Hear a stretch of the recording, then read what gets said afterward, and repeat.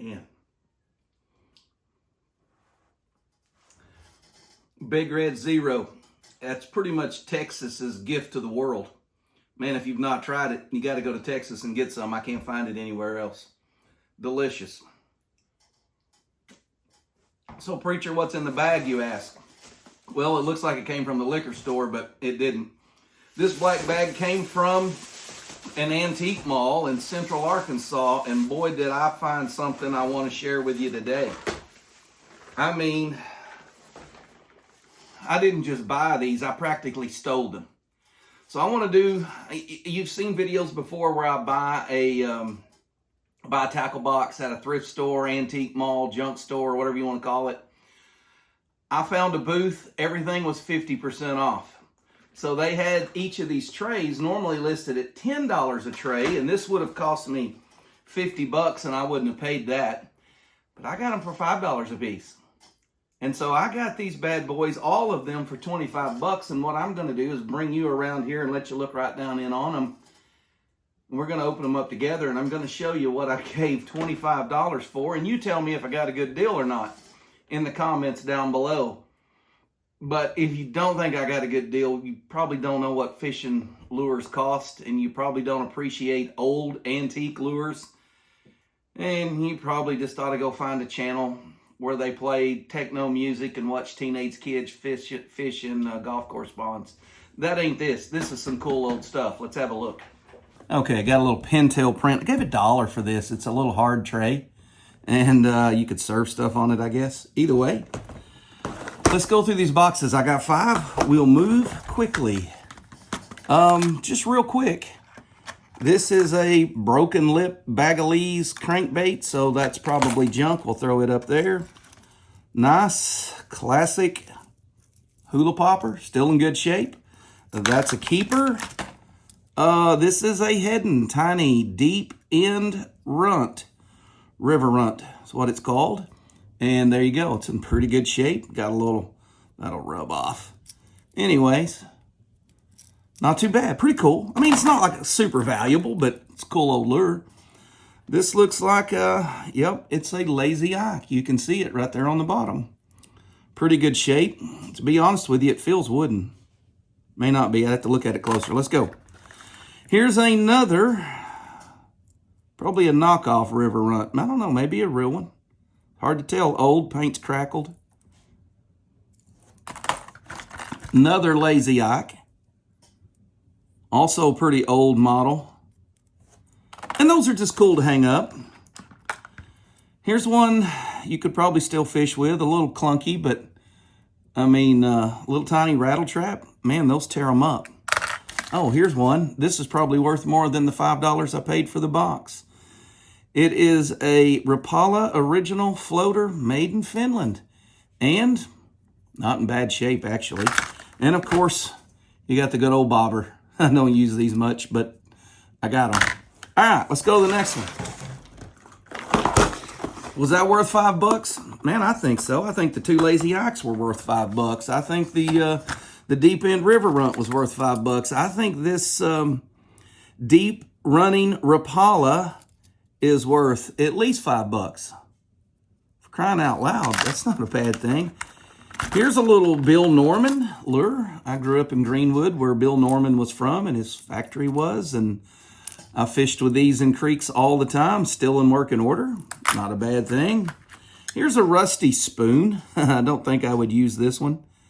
Can't actually read the writing on it. It says something about Japan.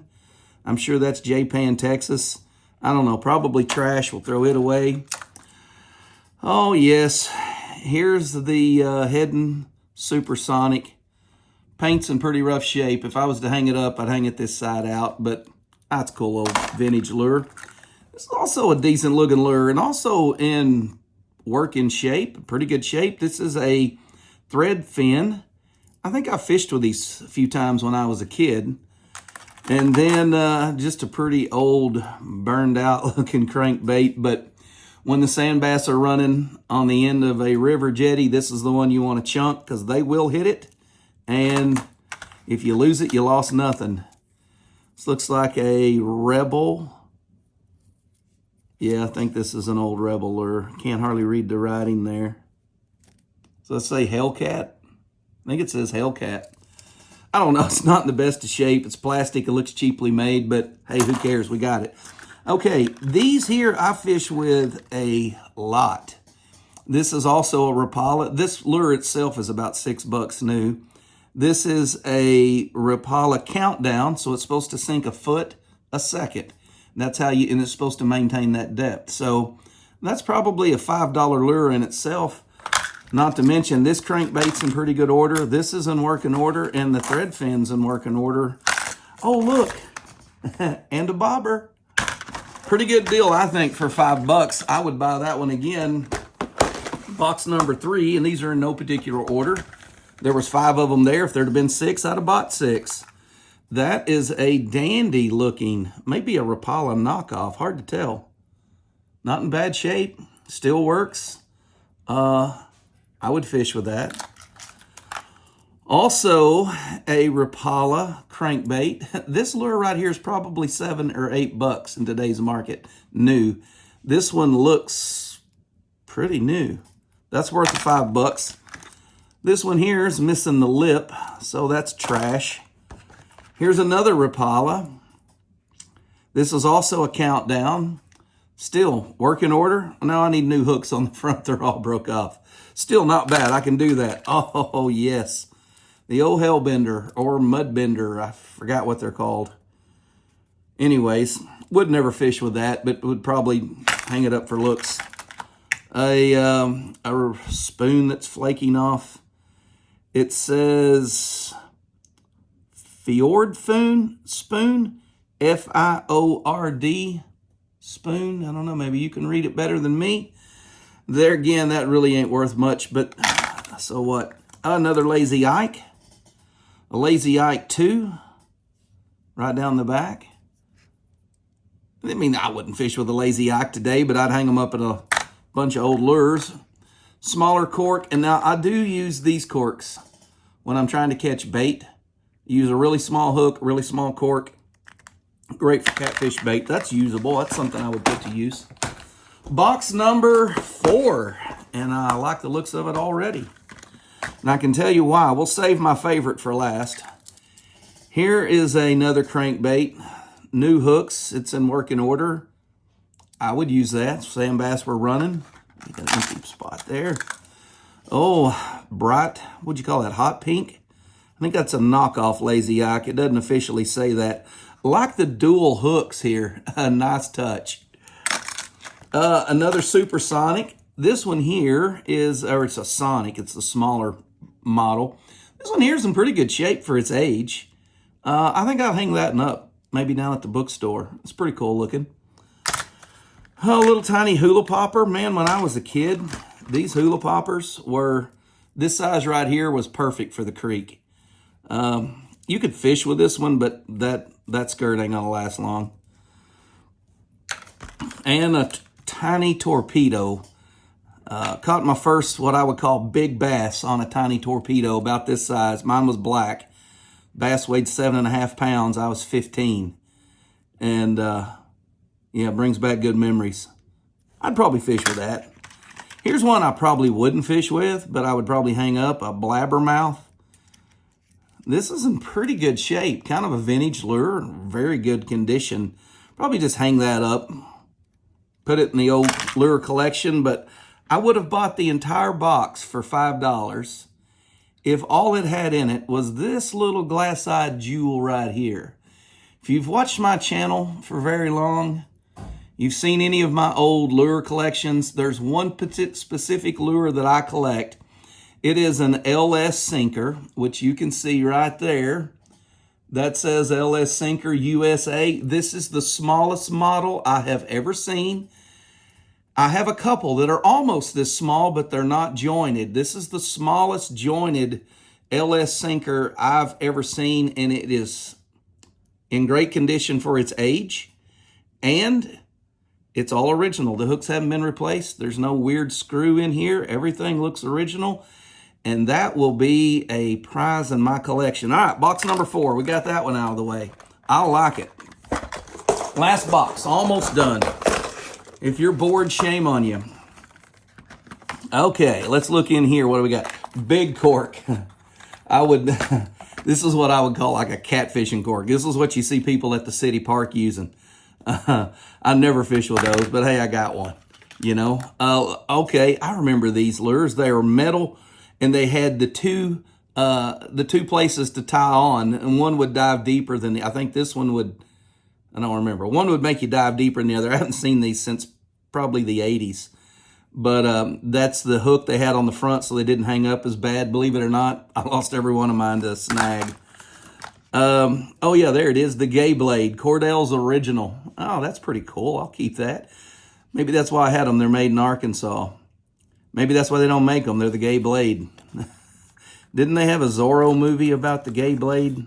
I don't know. Maybe that's something else. All right, here's another Rapala crankbait. There again, this crankbait new $8, $9, maybe more, worth the $5 I paid for the box.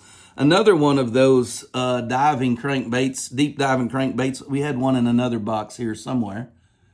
I don't know where it got off to. So yeah, we got a pair. Now we can start trolling. Anyways, I would chunk that in the right conditions. What is this? This is a Cordell little big old style crankbait. These were great in creeks. Not a color I would use, but in a muddy creek, I'd chunk it. Oh man, looky there. Another Sonic. And look at how much smaller this one is. It's like a mini Sonic. Compare it to the other one. If I can hang on to them. Not hook myself. That's pretty cool. Those would look good hanging together. It's got a little, oh, what's happening here? Still for its age. Pretty good shape. Pretty cool. I'm keeping it. Oh, I'll drop it back in here. Grew up fishing with these. These little Rebel 2-inch minnows, 3-inch minnows, 4-inch minnows. These were all popular. We had another one of these, Cordell. I think these were called a rattling spot. This one still has the paint. It also has some kind of spinning mechanism on the top. I don't know if that's original. I've never seen that before. This one looks like it's been eaten by 3 northern pike. I don't know if I'd ever throw that one. Probably throw it away. But anyways, I got it. What else? What are we missing here? Is that everything? God bless Texas. Okay, here's what I ended up with. This is what I call the junk lures. I didn't want to throw them away. You could stick them in another tackle box, stick them in a yard sale. It's got the knockoff hula poppers, the bigger round corks I don't use, knockoff lazy eye. Man, it's just some stuff I wouldn't necessarily fish with, but stick it in a tackle box that looks full. Here's stuff that I will be adding directly into my current tackle. It's the small round corks. It's the really nice Rapala crankbaits and floaters and sinkers and things that I would actually use fishing around here. And then, yeah, here we go. I've got a vintage box. I wouldn't call it antique, I'd call it vintage. Got the lazy Ix, the blabbermouth. My little LS sinker will come out and go into my collection. And then just other things that would look cool hanging up in a vintage lure collection. Got that. And then look, I got 3 boxes. So how'd I do for 25 bucks? I threw away about 5 baits that had bad hooks that I didn't feel like were worth replacing or had bad paint. Just kind of junk. Anyways, thanks for tuning in. Hope you guys have a great day. Do any of y'all ever hit the flea markets looking for tackle boxes, old and new? I feel like I got a good mix of vintage, kind of keepsake looking stuff, and a good mix of really nice new crankbaits. And so tell me how you think I did. Tell me what you do, and I'll see you on the next video.